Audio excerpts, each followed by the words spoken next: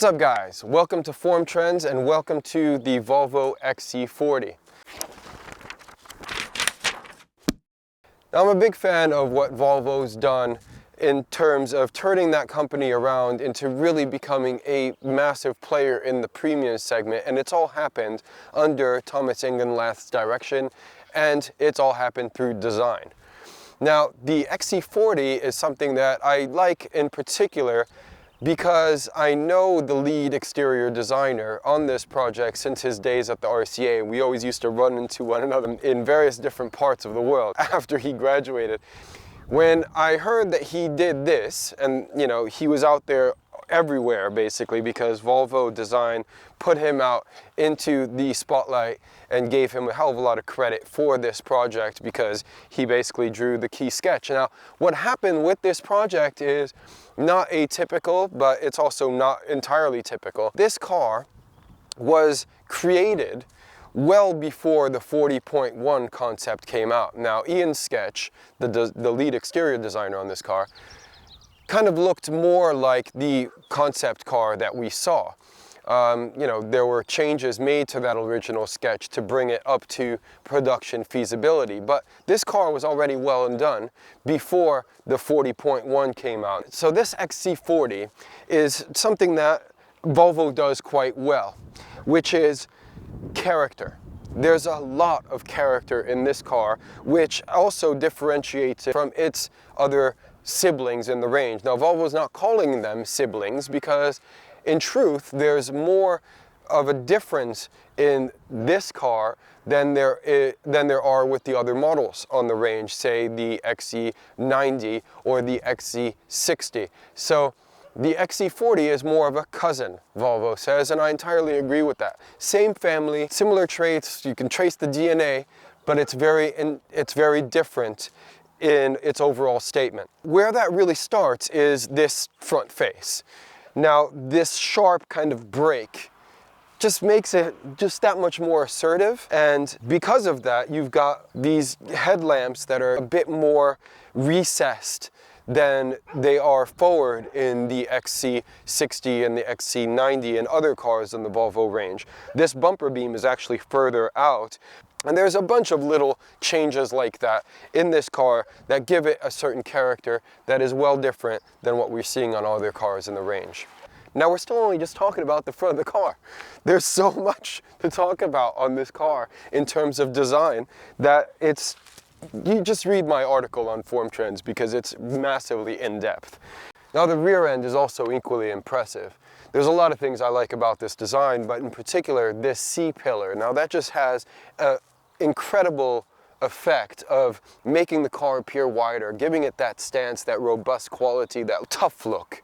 And this recess down here pronounces the rear haunch. This C-pillar comes down into this line, this fine line that basically comes off of the DLO. Now this really accentuates the rear haunch of the car and gives it an awesome stance. If you start here from the bottom of the DLO, it just kind of wraps around near these tail lamps, up over very finely into the cant rail of the car, back down into the A-pillar, and then this really awesome transition that comes down into the clamshell hood and wraps all the way around into the grille.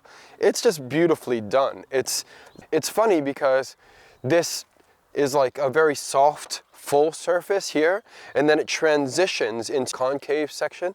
And this concave section, normally there would be like, you know, it's, oh wow, how is that working? Is that not? I mean, it's completely the opposite than what we see on either end of the car. But it does work. And that, I guess, is just the ultimate resolve of the designers and the engineers working in, as well as the clay modelers, let's not forget, in conjunction. You can't pull this off on your own.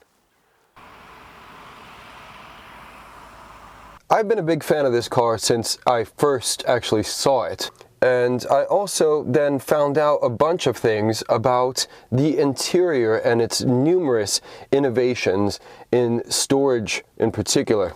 So today I'm behind the wheel, and it's very impressive, especially against its competitors. So let's go for a drive.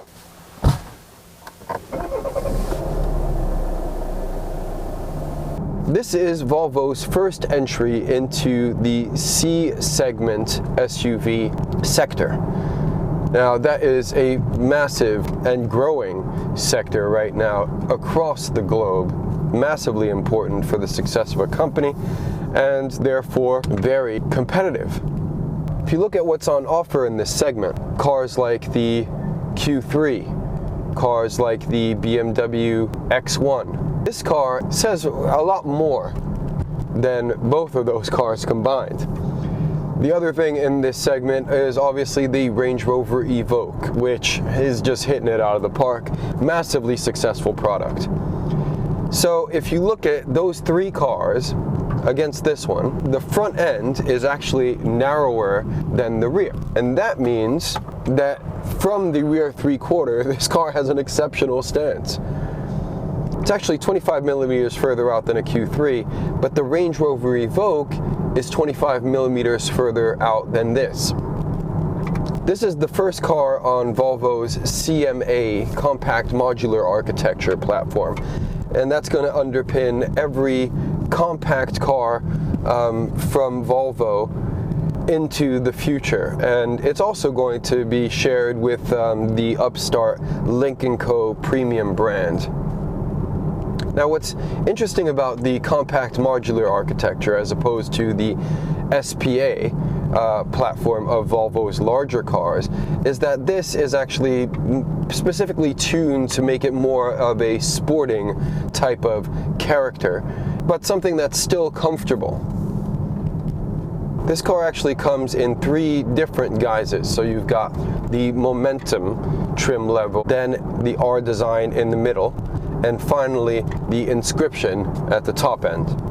Now, these cars can be really infinitely personalized to suit individual taste. In the Momentum trim level, you can get a white roof and white wheels and white mirror caps, though it does come standard as full body color as in the higher trim level inscription models. The R design is the only one with a black roof, and I think that is kind of a shame, because inscription buyers may actually want a black roof on their car as well, and they won't be able to get it.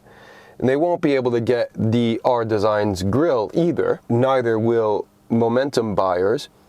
And there's subtle differences in the front spoiler and the rear spoiler, for example, where in the inscription and in the Momentum, you've got silver, which is glossy on the Momentum and matte on the inscription. And on the R design models, you've got glossy black on the front and the rear. The car that I'm driving is all black R design model, and this basically indicative of what you're going to get if you opt for an inscription model or a traditional Momentum without the white roof option. It's not a bad looking car in this single tone, and in black it actually looks quite menacing, which gives it a completely different character than, say, a pale blue with a white roof.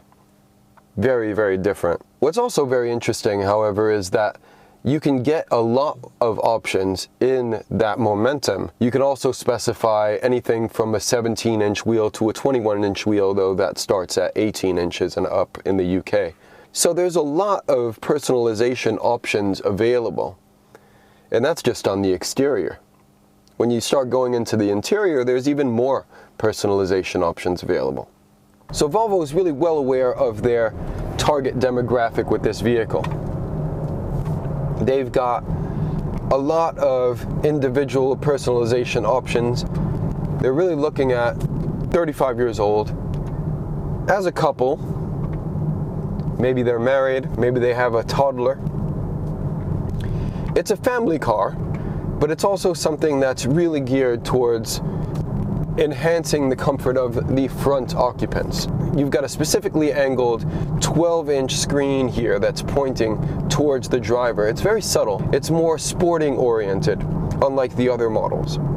It's just very, very nice and very intuitive and very simple to use, and it's all touchscreen and all the rest. Now you have one major dial down here, which mainly operates things like the radio. In front of me I've got fully digital readout. Everything is just a big screen. It's a bit skeuomorphic because I still have the dials over here. It looks like a dial anyway. with a needle pointing towards where I'm going, but it's not analog, it's all digital. And this massive screen obviously is a very nice addition to this vehicle, and it's across Volvo's range as well. Everything here works rather well. The screen is reactive, very quick. There is no lag. It does what you want. It really reads your input quite quickly. You don't need to be all that accurate, but it's quite intuitive. It's very, very well done. All the touch points on this car are really quality. It feels good. It not only looks good, but it feels good. You know, you've got this just perfect weight when you want to turn off and on the air vents. It feels cold to the touch. It's metal. It's very, very premium feeling. You've got these paddles here, which are actually plastic, but look like metal, a little bit. And then you've got these kind of recesses in the IP that are, you know, with this cool graphics pattern. Interesting inside. Now you can have this in a variety of different ways. This is what it comes in the R design that I'm driving. But apparently you can also get some wood, like the driftwood that we saw on last year's XC40, also available in certain models on the XC40 range. What's interesting about this design actually is because this screen is exactly the same size as it is in other vehicles in the Volvo range, but this is a much smaller cabin. So what they did was they tried to cleverly kind of disguise that size into a IP that basically consists of pods. So we've got one pod here for the air vent to the right of the driver. You've got this screen over here, which is basically its own little island pod. There's one thing that we haven't talked about, and that's the seats. And I think these are brilliant seats, from their aesthetic quality as well as their material quality as well as their support quality. I think they're great. They're not as supportive as, you know, some sports seats obviously, but from a comfort perspective they're very supportive and very comfortable to sit in for long periods of time. I've been in this car now for a couple of hours and I'm still really comfortable in this seat. The materials though, has to be said, you know, you've got some Alcantara trim, you've got leather, you've got perforated leather. It's, you know, from an aesthetic perspective as well, it just looks fantastic. And it does a great job of keeping you in place as well, because, you know, obviously Alcantara grips you, so it's quite nice.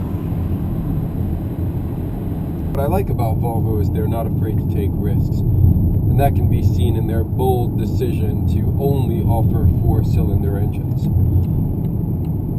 And another thing that's great is that they are really moving forward in terms of offering really unique combinations, colorways that you would never expect. And it's really breaking with what the traditional notion of luxury is. Why not use a different material in the doors, in an orange colorway, which we've never seen in a luxury product, not intentionally. You know, maybe you can order that like through Mansory or something, but anyway, it's very interesting. And it's also lightweighting. This undoubtedly weighs way less than a leather or any other thing. It's basically just like a little thin coating of material over a plastic panel. That's all it is. But it looks good, it's modern, it's contemporary, it's fresh. It's a different aesthetic. And it's bold.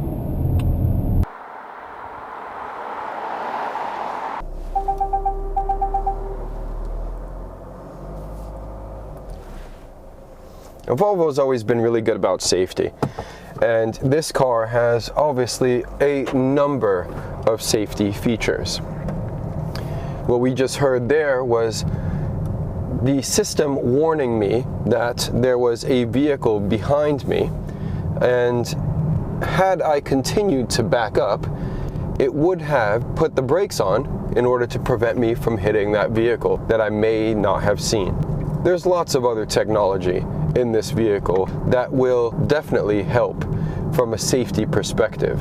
But as always, what I'm really interested in is how it all comes together from a design and functionality perspective. One of the things that I love about this car, besides its amazing colorways, is the fact that Volvo designers and engineers really took the time to think about their customers, think about how people in the 35-year-old segment that they're targeting use their cars and what it is that they're looking for.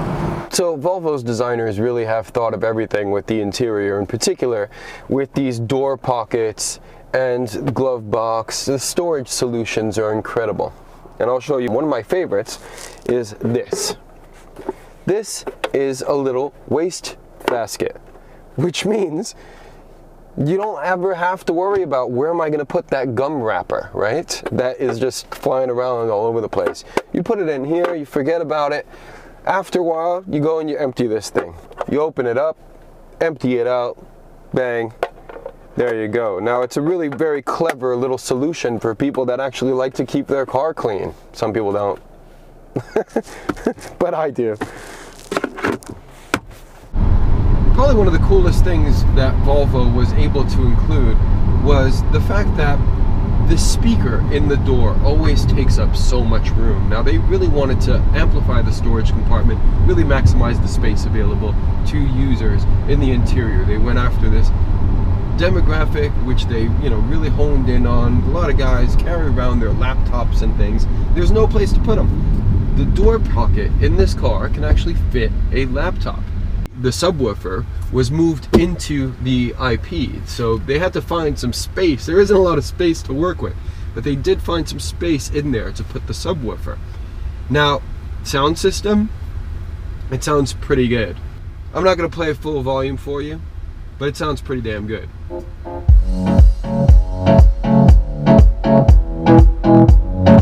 This is a Harman Kardon system, in case you didn't know.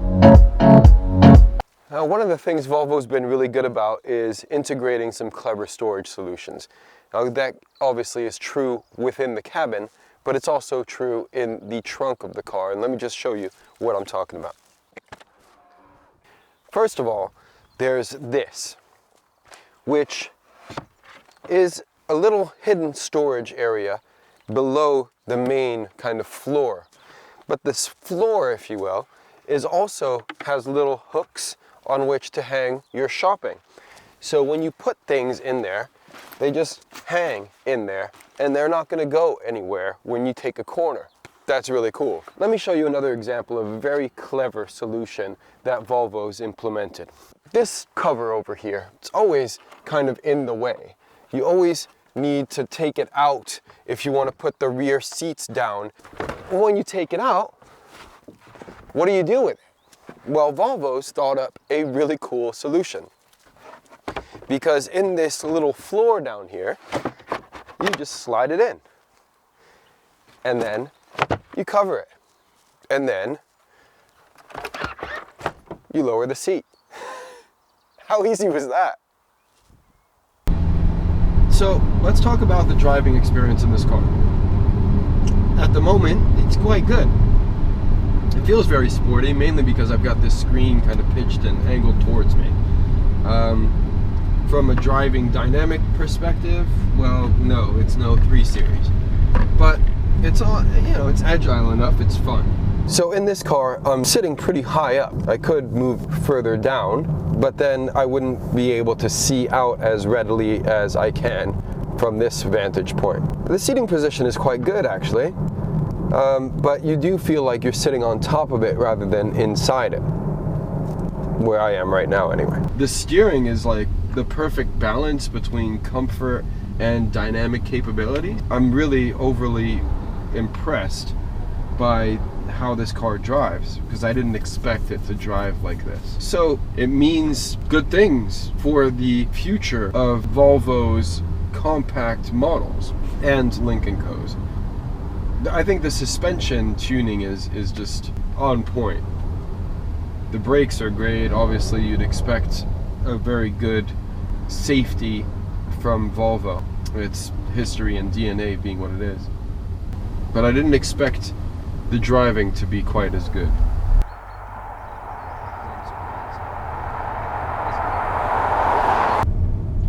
Rearward visibility, not great. If you're looking through the mirror here, of course, that's ideal, no problem. I love that Volvo's mirrors are frameless. That's just really a nice touch. I think I've always admired that. Where I'm pleasantly surprised is that this car is very easy to drive fast, which is not something that I expected. I'm in a diesel version. I have no idea about the power outputs, but it's really comfortable when you are driving. There's no question about it. And it's quiet as well. For a diesel, this is extremely refined. So hats off to Volvo's engineers again, because this is really, really good. And also, I think I've said this before, but I have to admire Volvo because they had, for a premium manufacturer, it's pretty much unheard of that you would offer a premium brand without any engine option over 4 cylinders. So that, I have to applaud Volvo for that, because 1, it took some serious guts, and 2, they are really redefining what modern luxury is. Who needs an 8-cylinder? Who needs a V12? It's detrimental to the environment. It pollutes. It uses up all our fossil fuels. We know this.